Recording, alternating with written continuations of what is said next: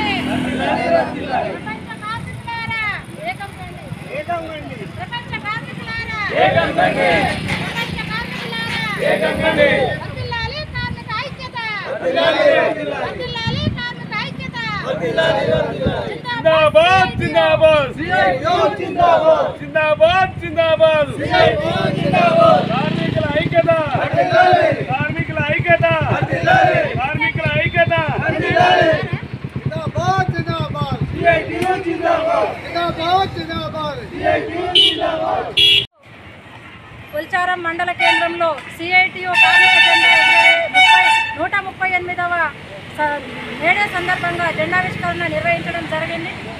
ఈరోజు ప్రపంచవ్యాప్తంగా అన్ని దేశాలలో కార్మికులందరూ కూడా అన్ని చోట్ల కార్మిక దినోత్సవాన్ని నిర్వహించుకుంటున్నారు.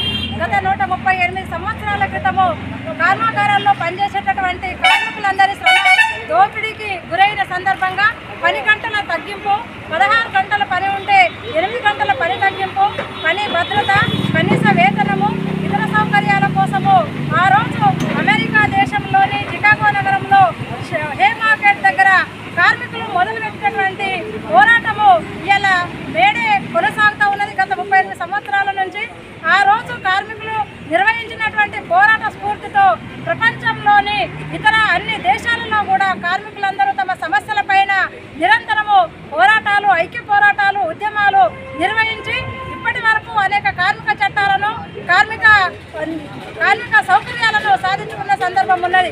మరి ఈరోజు గతంలో ఏదైతే 135 సంవత్సరాల క్రితం ఉన్నదో నేటి పాలకుల యొక్క పద్ధతిలో కూడా నేడు అదే 138 సంవత్సరాల క్రితానికి దిగజారుస్తున్నటువంటి పరిస్థితి ఉన్నది. కనీస వేతనం లేదు, పని గంటలు ఎక్కువగా ఉన్నాయి, ప్రతి నెల వేతనము పనిచేస్తున్నందుకు కూడా చెల్లించినటువంటి పరిస్థితి లేదు. అలాగే పని భద్రత కూడా నేడు ప్రభుత్వం కల్పించట్లేదు. మరి ఈ రోజు మేము ప్రభుత్వాన్ని అడుగుతా ఉన్నాం, పాలకులను అడుగుతా ఉన్నాం. ఇలా కార్మికులు గ్రామీణ స్థాయిలో పనిచేసేటటువంటి గ్రామ పంచాయతీ, హమాలి, అట్లే అంగన్వాడీ, ఆశా, మధ్యాహ్న భోజనం, భవన నిర్మాణ కార్మికులు,